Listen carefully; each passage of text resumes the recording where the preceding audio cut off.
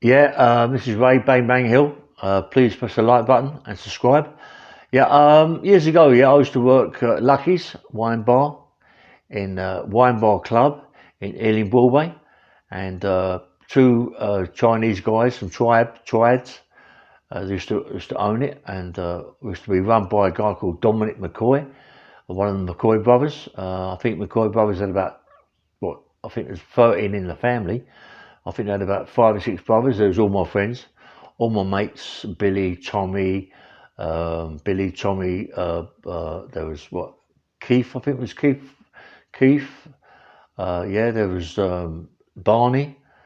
There was there was Dominic, and there was a few. Anyway, there was about 5 or 6 brothers and sisters.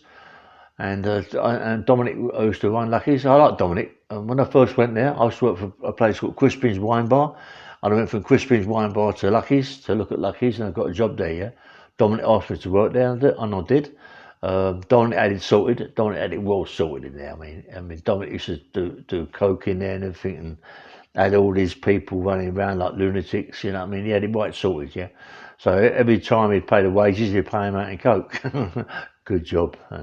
Good job. But I like Dominic McCoy. He was a gentleman scholar. All the McCoys, I like them. And they used to come down the regular. All big people. Now they're like 24, 25 stone, big people. Barney McCoy owns a big boxing club in the Isle of Sheppey somewhere. And he's a nice kid. Me and him fell out a little bit, words here and there, but he's a nice boy. And one of my mates guy there, Kevin Paddock. Kevin Paddock. He also trains down there. Kevin, I'm not shortly. I keep saying it, but I will get hold of Kevin Paddock. Anyway, this story is not about that lot. This story is about King Fahad from Saudi Arabia.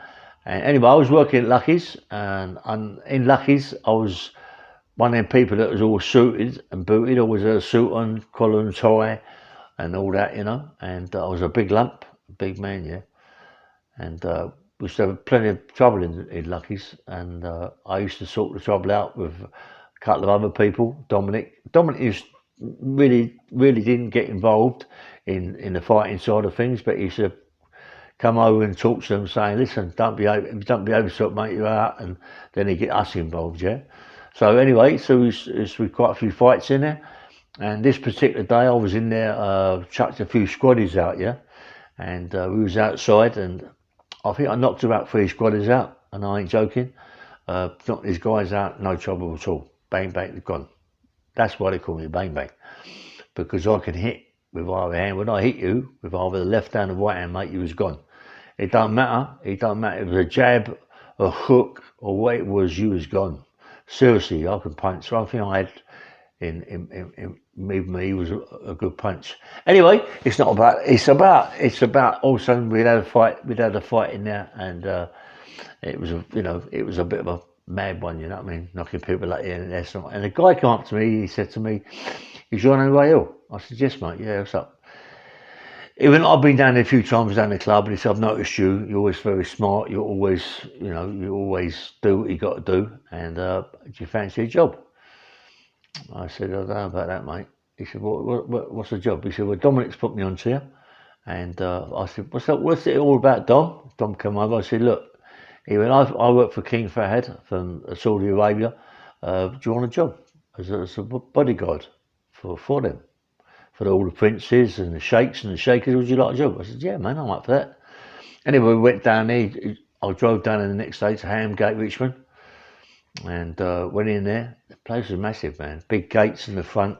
As you go through Hamgate, on the left-hand side, it is a big white building. That was where they used to live. Whether or not they still own it, I don't know. But inside, it's massive. There's a big lake in there that's full of coir carp, massive, great big green. Massive in there. It's really big. It's massive. It's got about 20 car park in there, and a massive big house. The house is fantastic. The house has got a lift from the ground floor going up to King Fahad's bedroom, and he's an Arab Emirate, not the Arab Emirate, Saudi Arabian prince, king, and he used to drink. I mean, they're not allowed to drink. They're in their religion, they don't drink. But he used to drink like a fish. And he has the lift put in direct to his bedroom from the bar. Used to get paralytic drunk, get in the lift, go up and bump straight in, yeah. So the servants used to undress him, which used to be women, by the way, all women there.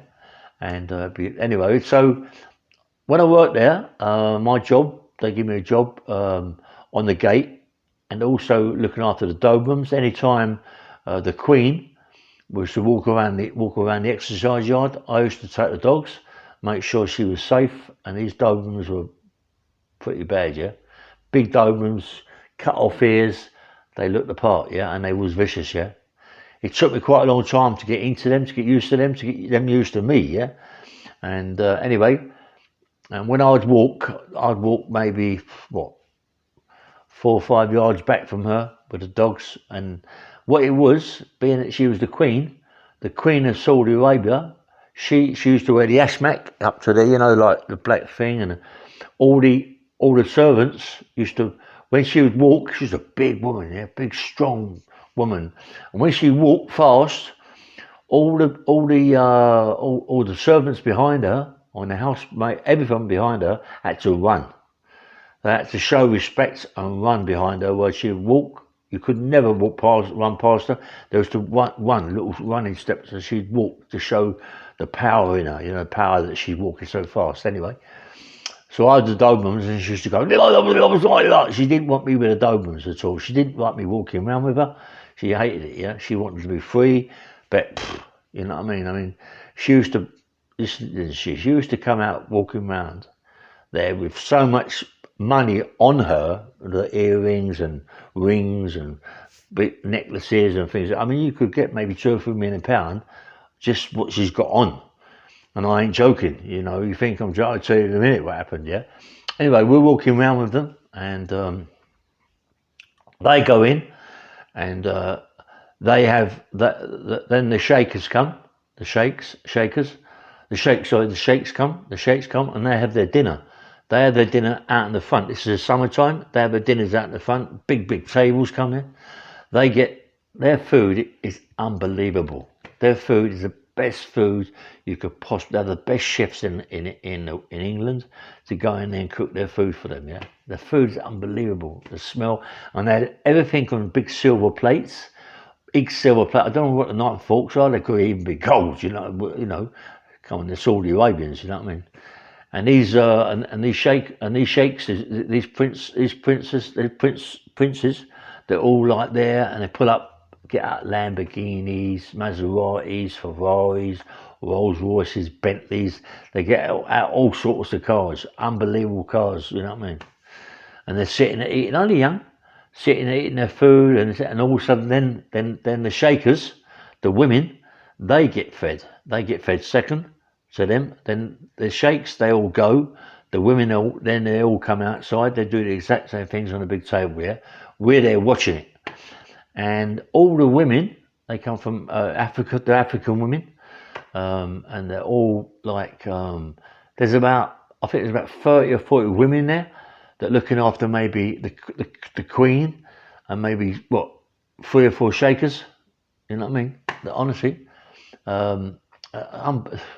You wouldn't believe it. It's unbelievable what goes on in them places.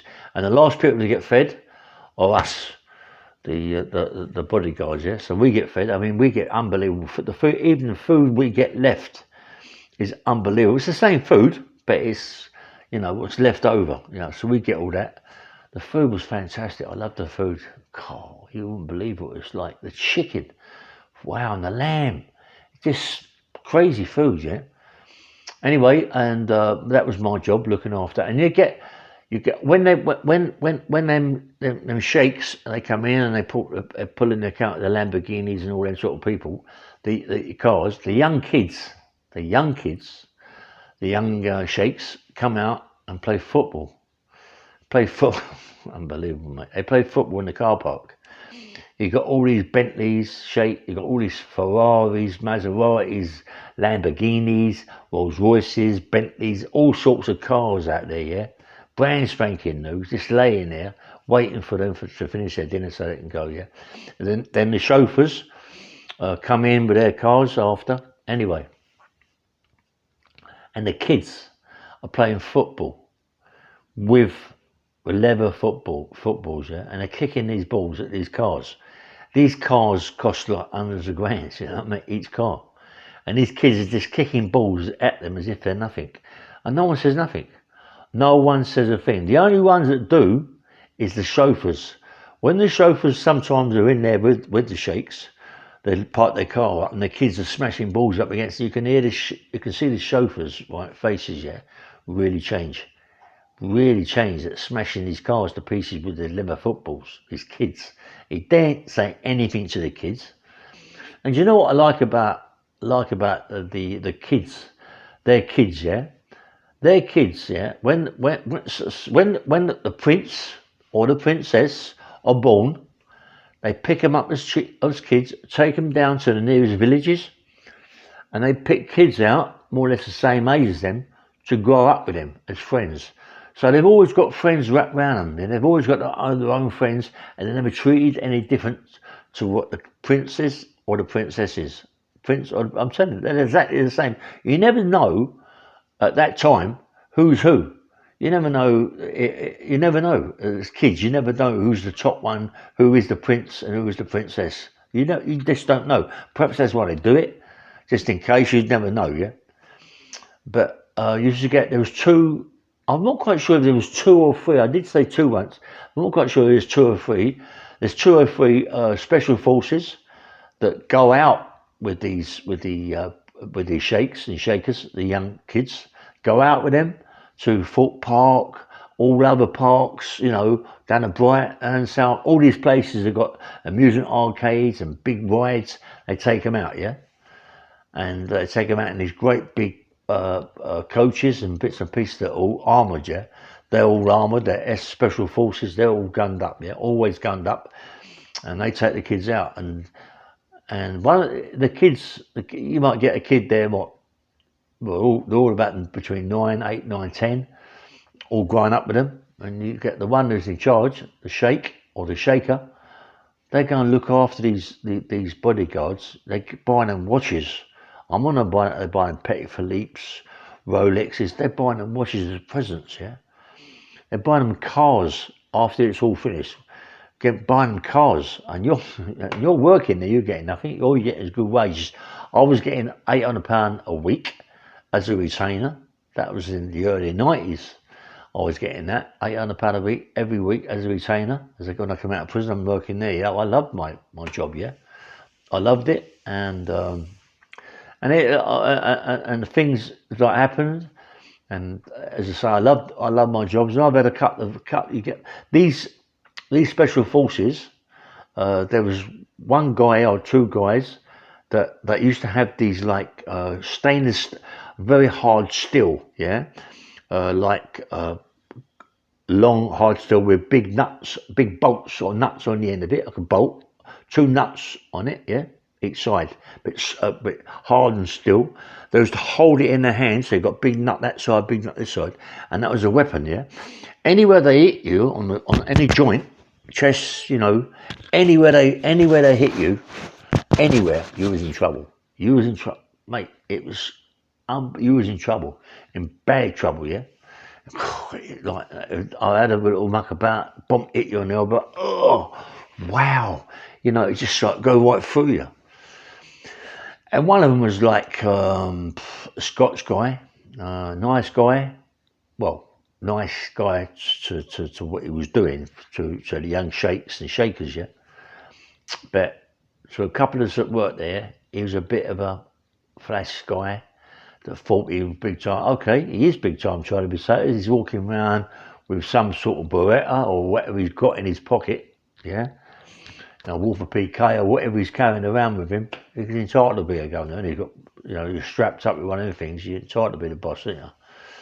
But it was right flash, and I remember Dominic. I'm not quite sure. Dominic had a bit of a talk to him. The guy got a bit out of his pram, and Dominic put him in his place, yeah, but no physical, but just verbally put him in his place. And this guy one day, he come into our hut. We had all sofas in there and everything. It was like a fucking flat in there, yeah. He come in there getting very, very, very leery, you know what I mean? He was like over the top with it, yeah. and it wasn't so much maybe I was the biggest one there, yeah, but he had a go at me. He started picking on me.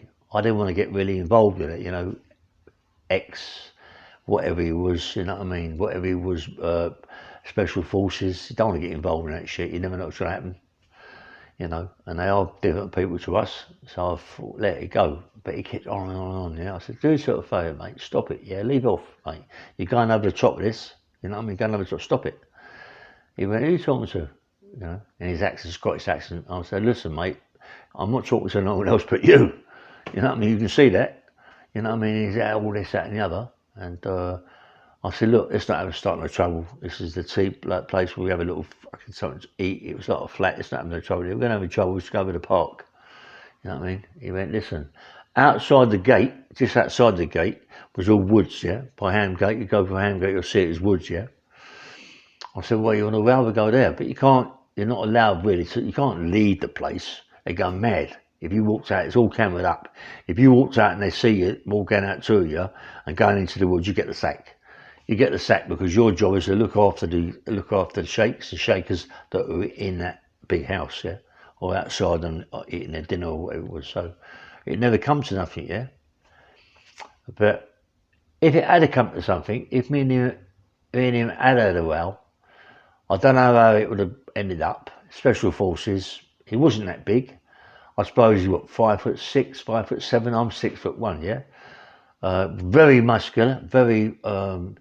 Even though he wore a suit, you could see that he was very muscular. You could see that his physique, yeah, was there. I ain't saying what would happen. I don't say who would come on top, but I ain't letting it go like that. And being that he's special forces, he's strapped up. He's got one of them things as well. You know what I mean? So I ain't gonna risk it for a biscuit just to have a row with him and pulls out that and shoots me, because it's quite easy to do that. So it was left, yeah, and we become quite good friends, me and him. You know what I mean? Honestly, we become quite good friends. I think he respected me for the way I went forward. But them two, there was three of them actually. There was three, yeah. One of them was inside the house. There was two outside. One was inside the house. I think he was the top one. He was inside the house. It looked after the Queen, you know. And I mean, she was very powerful, very, very powerful woman, big woman, but very powerful. And do you know what really was more than funny? That every day, listen, I'm on about every day. These kids used to go out to Thorpe Park and all different amusement places and shops and things like that. So every day, it was, I think it was a security express then, the yellow motors to come in, right, with big bags of money. You know, like I'm just out of armed robbery charges, you know what I mean? I finish big sentences for armed robbery. And they come in, the security express, and just get out the motor, because there's security in there, because there's us and SA special forces in there. They just come out the back of the motor, open it up, we come out with big bags of money. Not throwing it out, just walk out with big bags of money, like big bags, you know, like 2 foot high bags and about a foot wide, full of money, taking them into the house. And you think to yourself, Christ, how much money must they go through? And most of the cars in there, the chauffeurs' cars, like the Bentleys and the Rolls Royces, had safes in the boot. They had special safes put in the boot when they put money. And when the Queen went out, when she went out with a couple of her servants and one of their special forces guys, she always had loads of money in the back. You see him put money in the back, yeah? And you think, Christ almighty. And she used to go to Harrods, Selfridges, all these big stores, you know, in big stores buying. But when we picked them up, right, from the Saudi area, the Saudi Airways, right, special big jets. I think I'm not quite sure if it was I don't know what. There was massive big ones. What's the big 747? Is it a big one? Yeah. When they pulled up with one of those and we picked them up at the airport, you know, big convoy of motors and old Bill, police, and side riders, and us in the motors taking them to Hamgate. They come in one plane, yeah. I don't know if it was an Arab Emirates plane, you know, or what it was. I think it was an Arab Emirates, I'm not quite sure, but it's from Saudi Arabia. I don't know how they worked it. Anyway, but when they come, they go to Amgate, and they come in one plane. When they left, and we took them back, they went in 3 planes because they filled the planes up with all the things that they bought. What did they buy? They bought things. They bought stuff you wouldn't believe how much jewellery they bought. I mean, you'd see security corps come in with boxes of boxes. You never know if it was jewellery or money or what it was. But I know security specialists to come in with the money, so perhaps they come in with the jewellery. Unbelievable. They were spending fortunes, and money's no object to them, yeah? So as we're working in there, and, you know, I mean, my job, I love my job. I love my job. And I remember one day, we got a call that some of these young shakers, young shakers, wanted to go around the back there where the grass was and go out there and play like kids. Listen, these are kids. You got to remember, these kids are like 10, so the oldest one maybe 16, 17, yeah? But they're taught from an early age, maybe 10, to satisfy men. That is how it is in that country, to satisfy men. So you can imagine what these girls are like. These girls are stunning. Some of the ones that are 16, 17 are stunning, long black hair, stunning, yeah? Beautiful dresses, you know, and you're walking around there and you've got to look after them, yeah? And they're playing, I mean, imagine, they're treated like grown women, yeah? But when they're out at the back on the grass, they're playing like kids, young kids fighting, playing. They're not bothered about what they've got on or what they're wearing. They're just fighting and playing because there's that bit of freedom for them, yeah? I'm there with the dogs, making sure everything's okay. And they're playing and jogging about. You've got the dogs going mad, you know, but they've got to happen. You never know what might happen, yeah? And one of these young shakers, these women, she come in, and we got a call that one of these, she lost a necklace, yeah, in the grass, and it was worth something like 800 grand, I don't know. It was all diamonds, rubies, sapphires, all emeralds, and all sorts of stones, yeah.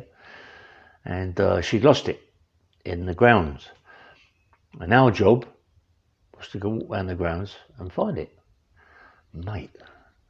If I'd have found it, I swear to God, I'd have thrown it over the wall.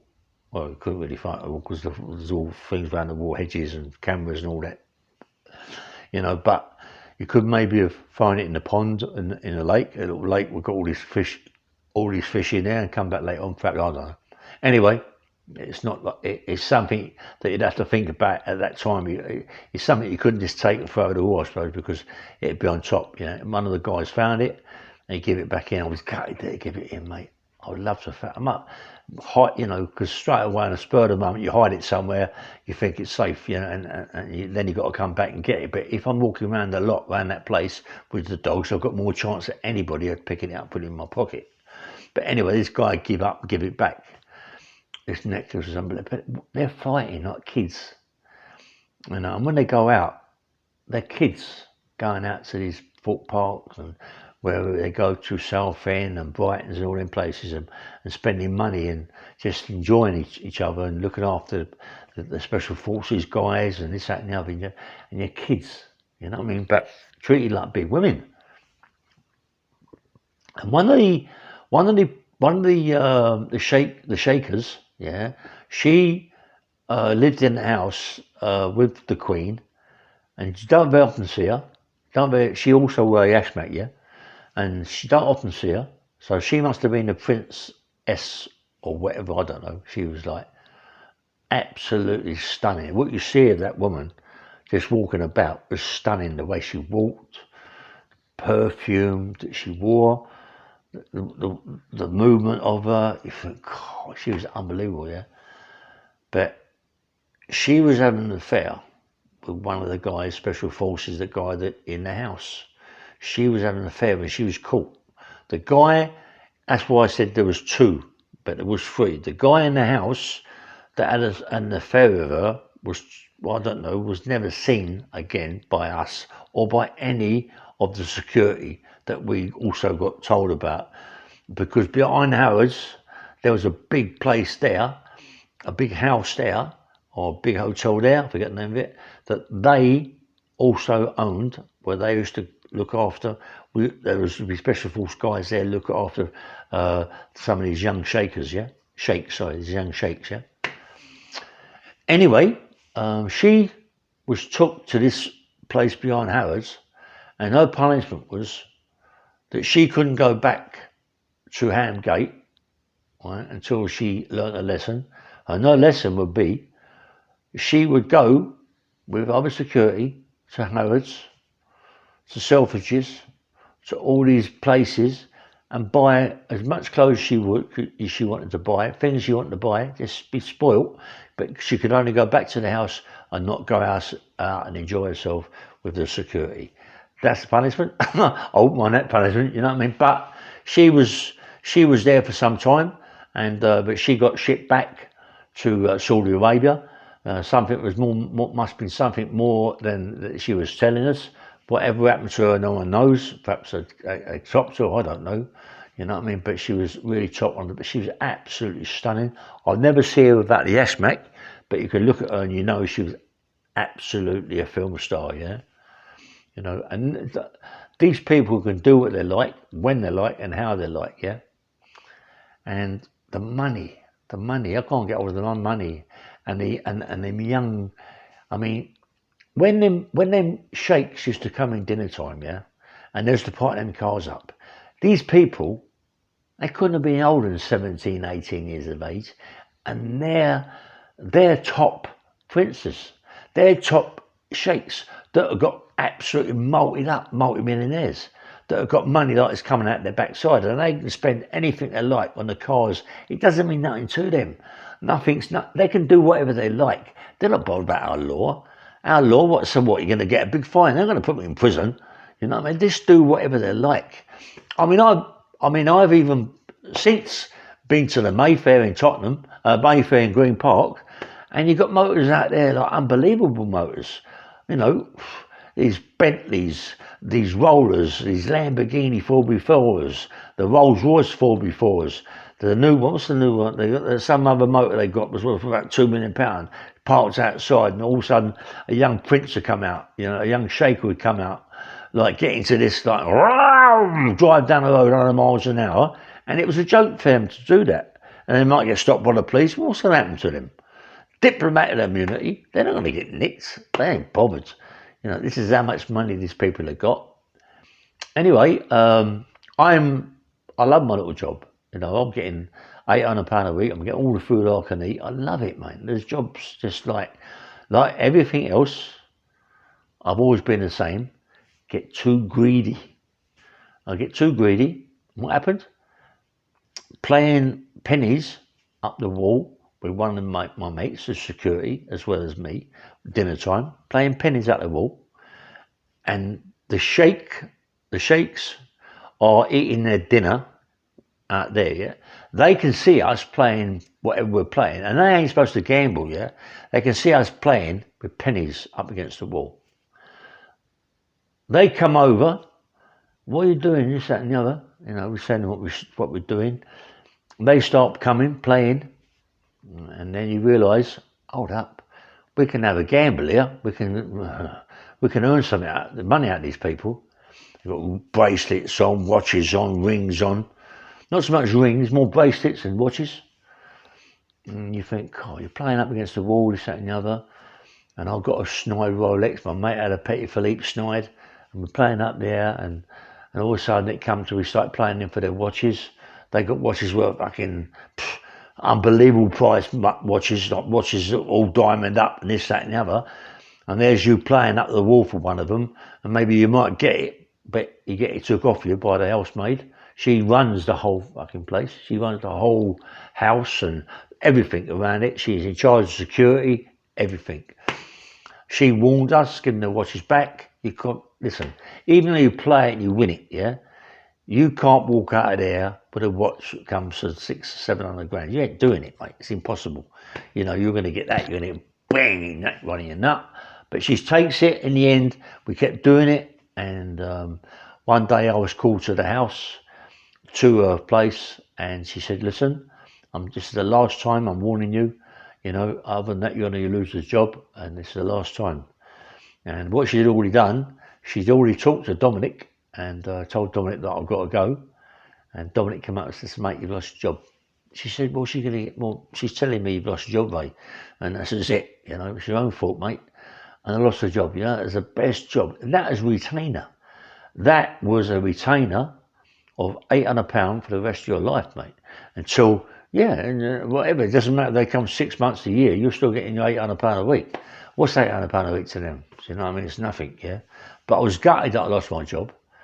I did go backwards in. I did go back to the robberies, doing this, that, and this, I've got it for other things. But, you know, but this is life, and this is how it is. I'm only telling you about the jobs and people that I've met. But whilst I was there, one day we got a call from where it was to Dominic. Dominic then got hold, because Dominic was head of security, got hold of me and said, look, go out the front, because King Fahad from Saudi Arabia is coming. Wow, you know, this is unbelievable. All of a sudden, motors coming down the road, Shutterham Gate coming that way. Mate, they was like 10-handed, 10 motors, side riders, motorbikes, up the top, shutting the road up the top, shutting the road off by hand gates, already shut anyway, but they're there, all gunned up. They come in there with his AK-47 machine guns, this, that and the other, and he gets out of the car. And you think to yourself, gee, this guy is special, mate. This guy, this King Fahad, is special. He is such a special, powerful guy. King of Saudi Arabia. Malted up. You know, more powerful than anybody that we could ever think about, you know. You know, you've got the Sultan of Brunei. Sultan of Brunei, he's one of the richest men in the world. But this King Fahad, I think he's the richest man in the world. You know what I mean? It's just phenomenal. And it's something like, it's unbelievable that even when the cars go by you, you're at the gate, yeah? The car goes by you, the rolls is all, I suppose, is all like bulletproof and all this, that, and bomb-proof or whatever. But even when they go by you, that it is like that. The smell of that car going by you, the smell is like, you think, fuck, where is that smell? The smell is this unbelievable, beautiful smell. That smells you never smelled before, you know what I mean? They get perfumes or whatever they get, aftershaves or whatever they get. It must cost a fortune, but it's absolutely stunning. They get the musk oil, some sort of musk oils they get, you know, and you can even smell it as they're going by. And they say, we come in and it all changed, everything changed. Before I got the sack, mind you, you know. Everything changes when he comes in. When he has his meals, he doesn't have his meals outside. He has his meals inside. I mean, he had more security at night time. A lot of us had to come in at night. I mean, I've had a few times where I've had to come in at night. He's there. You got police guarding the door down the bottom to the house. You got special forces inside. No one goes out. The kids can't go out. He's there. He's special forces up. He's got police downstairs. He's got it all. Yeah, but these special forces guys telling us that every night you should get drunk as a sack downstairs, get in the lift, bzzz, come up, go in, and these women would undress him and put him in bed. Good life or what? Fucking hell. Is that a good life? That is some sort of special life. No aggro. He did die. I don't know what he died of. I'm not quite sure. He got shot, cancer, or what he died of, yeah? Old age or what? I've not looked into it. Perhaps you people would do the comments, could tell me. But this man was a special man, mate. Anybody like that has people out, got security before you get in the gaff, right? So they've got outside the gates that go in, they've got old build there with armour lights or whatever, they've got all zigzags in it, ear holes, all walkie-talkies, everything. They're outside the gate. Yeah, 2 of them. As you go in the thing, you've got more, 2 or 3 around the trees, and then you've got down the bottom, as you go into the front door, you've got old Bill with AK-47s. You get in the house, you've got special forces that are floating around the house, yeah? So, what's that about? Who's going to get in there? Who's going to get in there? And even us security, you know, I'm surprised really that they must have CIO'd me to find out who I was.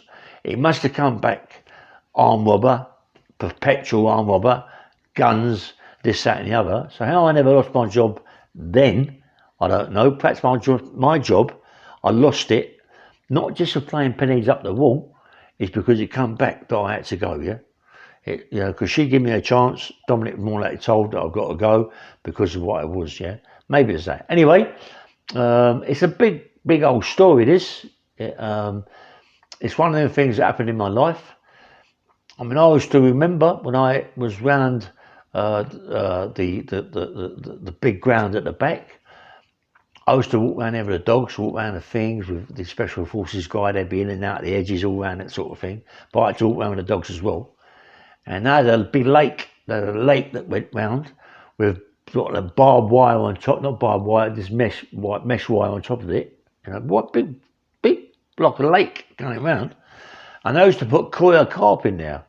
These coir carp that cost a fortune, yeah? And every day, you think I'm joking? Every day, you got guys coming in with coir carp because the herring guards had come down. They couldn't get them through this mesh, but they'd come down, whoop, and do them with their beaks, whoop, do the coir carp.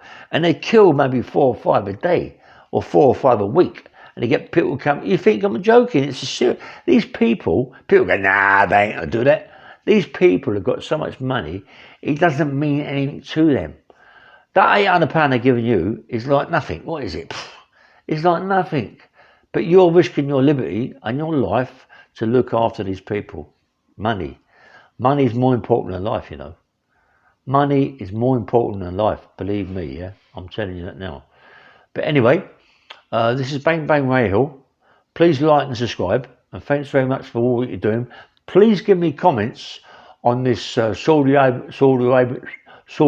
King Fahad. I'd like to know more about him, and even maybe more about the sheikhs and the sheikhs that come there, yeah? Okay, this is Bang Bang Radio. Have a nice day, yeah? Bye-bye.